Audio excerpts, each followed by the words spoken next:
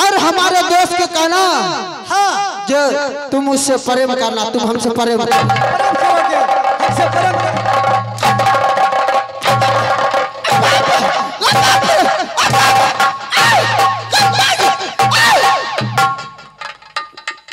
क्या देखा कैसे प्रेम होता है? लगभग करे कभी से एक बच्चा जाता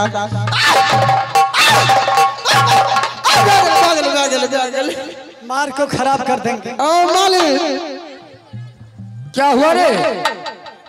और तोर दोस्त कान खबीस के बच्चा बुझाई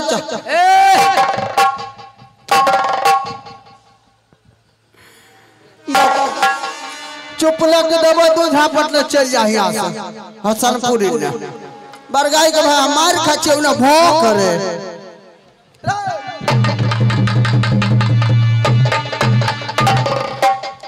माले क्या बात है रे?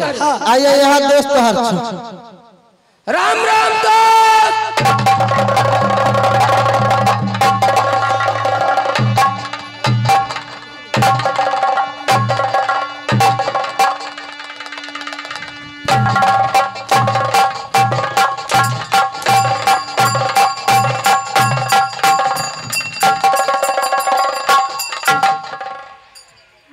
दोस्त ये बात बताइए दोस्त, जो उजनीपुर का कैसा कुशल मंगल है दोस्त?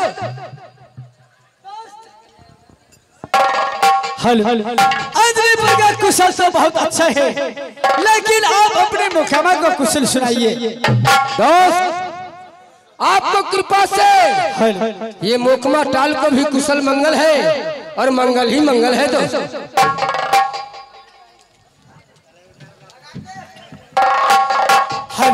दोस्त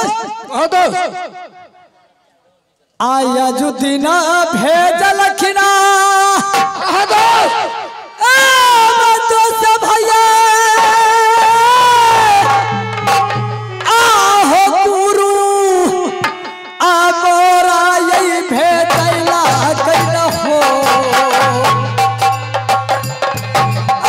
तो सब भैया गुरु और भेजला किना हो सहरिया होना तो सब भैया गुरु हो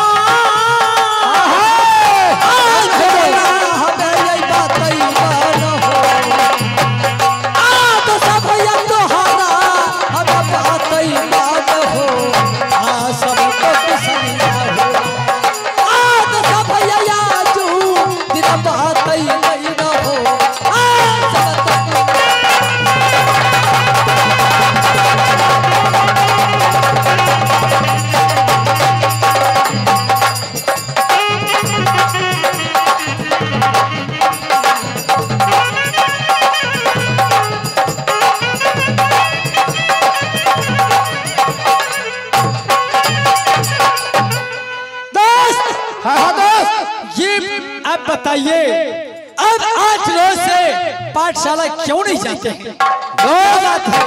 बात ऐसा है, जब बीच में हमारा तबीयत सही नहीं था दोस्त। अच्छा हाँ, इसी के कारण मैं पाठशाला नहीं पहुंच चुकी दोस्त। दोस्त एक बात हमें बताइए, एकरा मलेरिया वाला बुखार धरना दोस्त।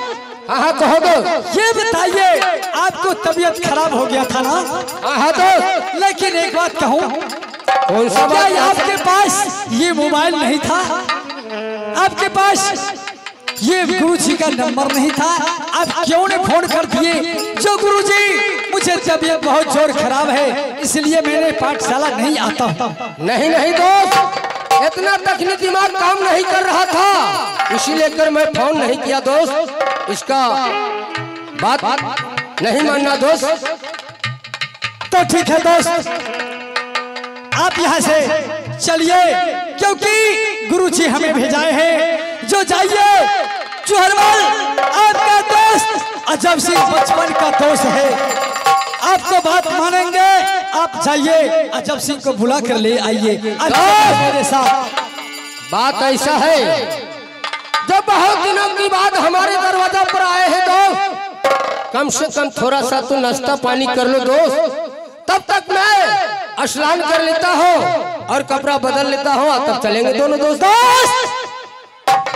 मैं चाय नाश्ता करने के लिए नहीं आया हूँ। आखिर क्यों? क्योंकि हमारे गुरुजी का आदेश है, मास्टर साहब कहे हैं चोरमल तुम जाओ यहाँ से और फौरन अजब सिंह को मुकमा से बुला कर ले आओ। अगर नहीं आएगा तो तुम बात जबरदस्ती उसे ले आना। नहीं नहीं दोस्त, मैं चलूंगा, बस चलूंगा मैं तुम्हारे साथ दोस्त, लेकिन सबसे पहले मेरा वचन तो मान लीजिए दोस्त। तो थोड़ा सा नाश्ता पानी कर लो दोस्त और तब यहाँ से चलो। ये दोस्त अजब सिंह मुझे कह रहा है, ये जात का राजपूत है, इसी बात का कोई विश्वास हमें नहीं होता है। दोस्त है इसलिए क्या मुझे विश्वास नहीं होता है। और दोस्त यहाँ आज मैं चाय नाश्ता कर लेता हूँ, फिर कभी ऐसा होगा गुरुजी हमें भेजाएंगे तो दोस्त क्या कहेंगे मन में, जो बार बार दोस्त हमारे दरवाजा पर आते हैं, चाय नाश्ता के लोभ से हमारे दरवाजा पर बराबर आते हैं। आई हो ये तने या राजिया आबा तो सदा हो तोहरा ऐसा नायाब रहा नहीं हो।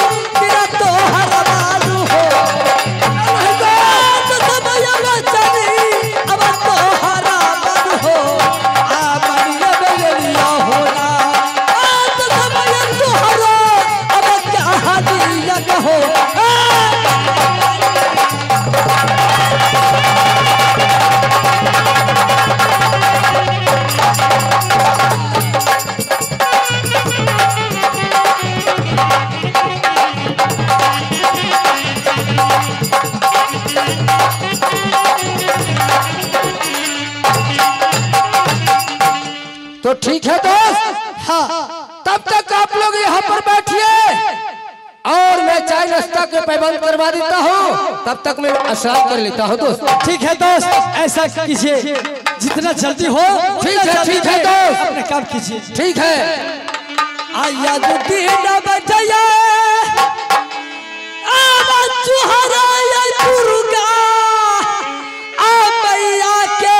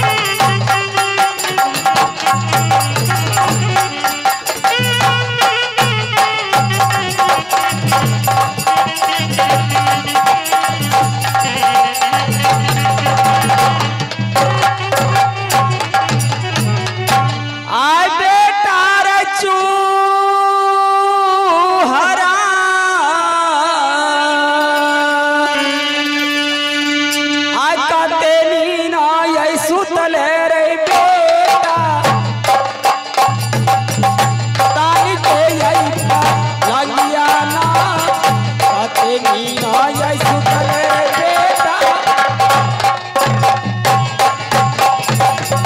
काटनी न सुतल रे चुहरा तारी के पलकिया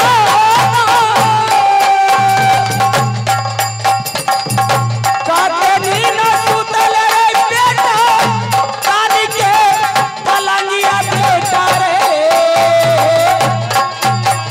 काटनी न सुतल रे बेटा तारी के पलंगिया ना काटनी न सुतल रे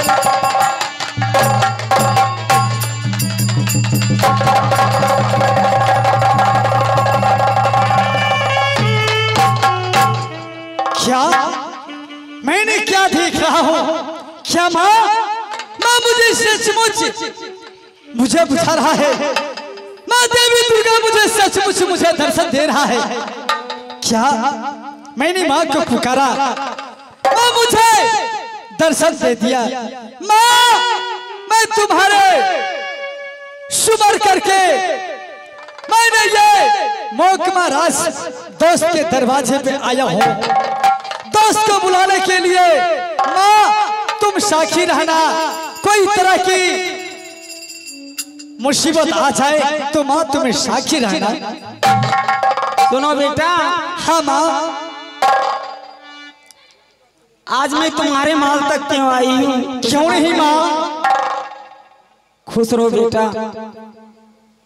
माँ मैंने गुरुजी के वचन को निभाने के लिए ये उंजलीपुर से मैंने मोहकमा राज मैंने दोस्त अजब सिंह के दरवाजे तक आ चुका हूँ और मैंने अपने दोस्त को बुला करके ये मोहकमा से अपने उंजनीपुर ले जाऊंगा और गुरुजी के पास मैं दोस्त को हवाले करूंगा। बेटा हाँ माँ। रेशमा कुमारी तुम्हारे ऊपर 12 साल से यानी बचपन से आंचल खूट बांध करके रखी है। जब तक तुम तुलसी नार नहीं जाओगे ये आंधी तूफान बारिश नहीं रुकेगी। क्या माँ? ये आप क्या कह दिए माँ? ये रेशमा मुझे धर्म का बहन है माँ। माँ ये आप मुझे क्या सुना रहे माँ? सुनो बेटा, हाँ माँ। तुम नहीं जाते हो तुलसी नार तो ये आंधी तूफान बारिश नहीं रुकेगी। ये दुनिया में प्रलय फैल जाएगी, तुमको जाना ही होगा। क्या माँ? अगर मैं तुलसी नार नहीं जाता हूँ तो क्या ये आंधी तूफान ये नहीं बंद हो सकता है? हाँ बेटा, मैं तुझे कोरी का रूप बना देती हूँ। ए राजा का रूप छुरा करके कोरी को रूप धर लो, इसके बाद तुम तुलसी नार चले जाओ। क्या माँ? ये माँ बताओ, ये निर्मल काया को माँ मैं कैसे कोढ़ी बनाऊंगा माँ? सुनो बेटा, हाँ माँ। जब तुम्हें जरूरी पड़े माँ दुर्गा का नाम लेगा, हर समय जो चाहेगा वो तुम्हें मिल जाएगा। क्या माँ? मैं जब चाहूंगा तब मुझे कोढ़ी का रूप बन जाऊंगा, जब मैं चाहूंगा तो आपके नाम ले लूंगा, तो क्या मैं असली आ जाऊंगा? हाँ बेटा, तो ठीक है माँ, मैं अवश्य जाऊंगा।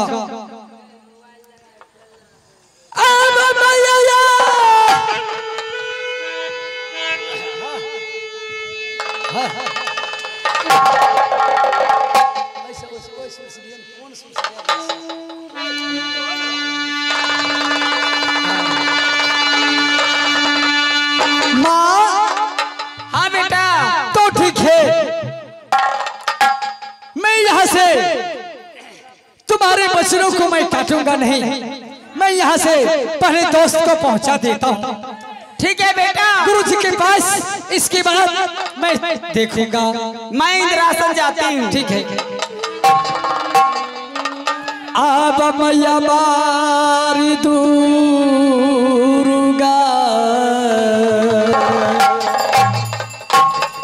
अब से तो दक्षिणवा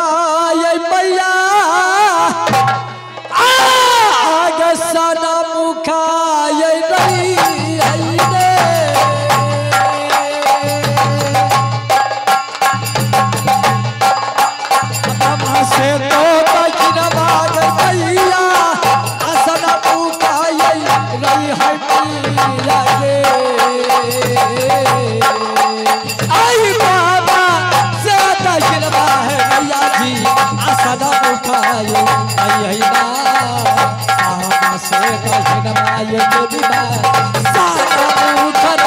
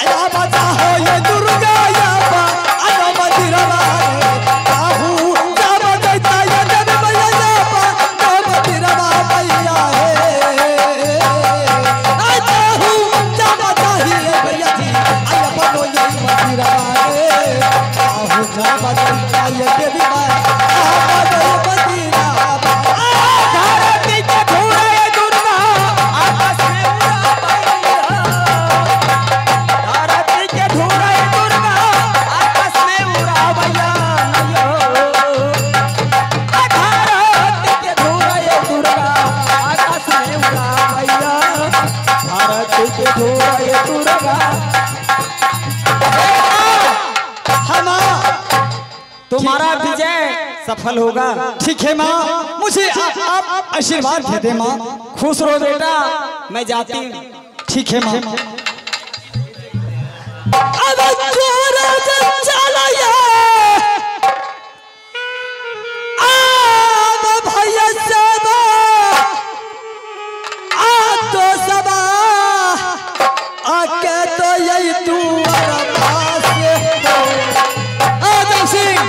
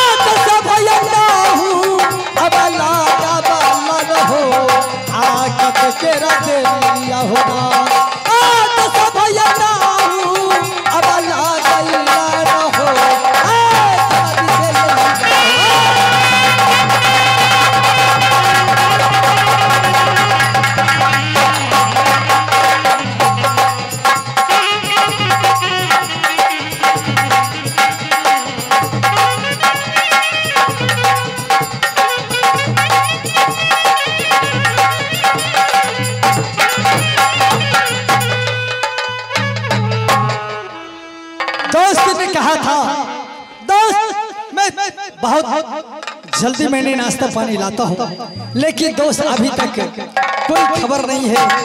दोस्त को होता होगा जो दोस्त ये नाश्ता के लोग से हमारे यहाँ रुका होगा। खैर मैंने दोस्त के यहाँ आया हूँ तो दोस्त के वचन को काट के नहीं जाऊंगा। दरबारी है। हाँ महाराज।